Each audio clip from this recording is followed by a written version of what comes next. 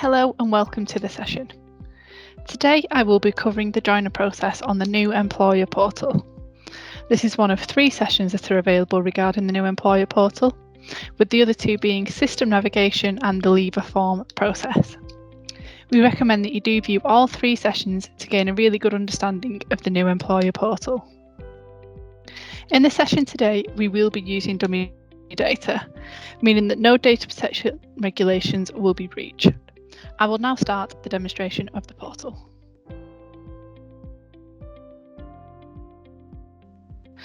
So as you can see on my screen, here is the login page. You will be required to enter your username and password. Once you have entered your username and password, if you choose the sign in option, it will then take you to the page that requires a one-time code. This will be sent to yourself, and once this is received, you will be able to log into the portal. So I will enter the one-time code and then sign in. This will then take you to the dashboard page. As you can see, there are 4 tiles here. The main tiles we will be using today is start a process, and these will all have been previously explained in the system navigation session. So to start a process, we choose the start a process tile. If we click on there, it will bring you to the page. So as you can see down here, there are most frequently used forms and employee forms hub. Once you have been using the portal for a while, your preferences will be in here. So if you are completing more joiner notifications or leaver forms, they will all be here handy for you because the portal knows this is what you complete the most. Under the employee forms hub, this is where you will find all of the forms that are available to complete on the portal. So to start the joiner notification, we need to choose the joiner notification form. We will click in there and then it will bring you to this page. As you can see on this page, it asks you to search for the employer that you wish to start the process against. This is due to us having no record for the member. We need to know which employer they are going against. Once we have this box, we can put the employer name in and press search, and then choose the employer from the drop down below. This will then come up with the reference and the name of the employer, and once we know that's the employer we want to submit the new joiner against, we can click the submit button. This will then take us through to the new joiner form. As you can see here, it is asking for personal details, so we will fill in these. So this is all obviously dummy data, so we can put in the name, the forename, surname. Mr. Smith doesn't have a previous surname, so we can disregard that box, and then we need to put in the date of birth. So we will choose the date of birth from the little calendar list.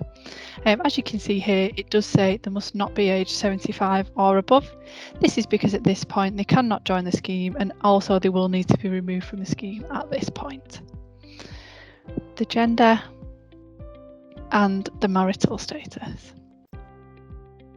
The marital status isn't a required box, and it can be put down as unknown, but it is helpful for us to know in case anything was to happen to the employee. We'd know if they were married, single, cohabitating, anything like that is really good to know for our records. We can put the national insurance number in here.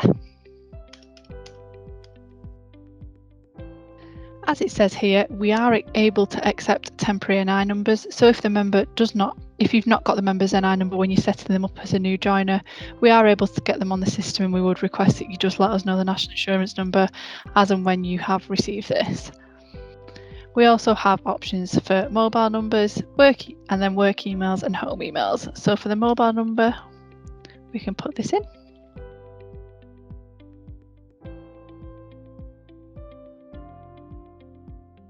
After we've filled in the mobile number, we would request the home email be completed. This is just really handy for us to have. If the member was to leave the position and to be a deferred member, we could contact them with their email. So I'll put one in for Mr. Smith.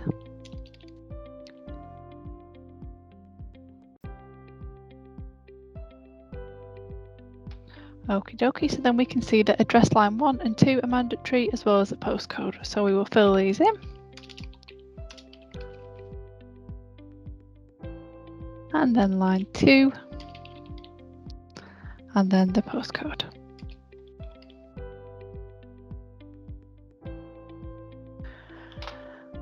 We can then have a look at country. As you can see, United Kingdom isn't at the top of the list. A quick way to get to this instead of scrolling all the way down would be to type UN.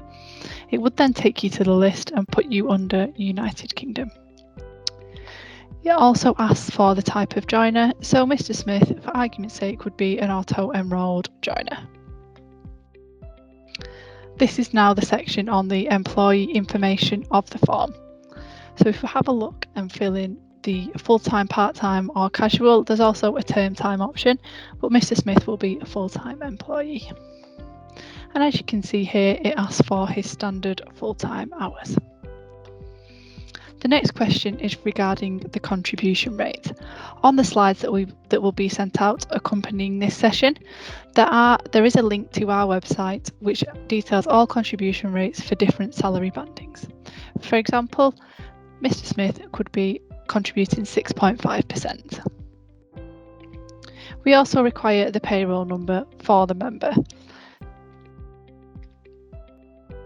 and then the full-time equivalent pay. So for argument's sake, Mr. Smith is earning £25,000 a year. With these boxes, we do need to complete to 2 decimal places as it asks for on the line here. So we will put this to 2 decimal places. It also does ask for Mr. Smith's job title, so we can put his job title in here. It also asks for the date that Mr. Smith joined the employment. So I will put that in for the 1st of January 2022. It also does ask here, has the member opted out of the scheme? So we will click no, because the member is staying in the pension scheme, but there are certain regulations with if the member has left 3 months before, this would be refunded. There is a box for any additional comments that need to be given to us. This could just be anything you feel would be relevant. Here there is a declaration that asks for you to confirm that it's the correct and complete statement of the member's position. So we'll put our name in here as the training employer.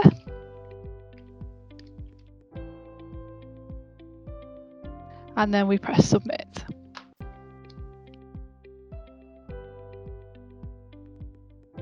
This will then bring you through to this page. So as you can see here, it's asking if there's any documents to upload for this joiner. So what documents do you have to upload is the question. So if we have a quick look at the drop down box, there are various different kinds of documents that you could provide. So if they provided the birth certificate, marriage certificate, expression of wish, you could put these in here. This time we don't have any documents to upload. So if we just click none and then next, it will take us through to the next page. As you can see here, it says the joiner form is now complete. Until you have pressed on the side here saying complete process, we will not receive the information. So we need to choose complete process next to the buttons here.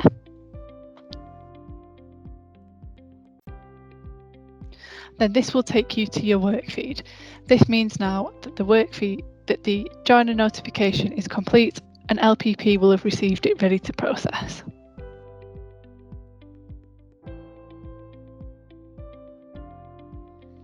If you have any questions regarding this demonstration, please contact our dedicated inbox for employer portal questions.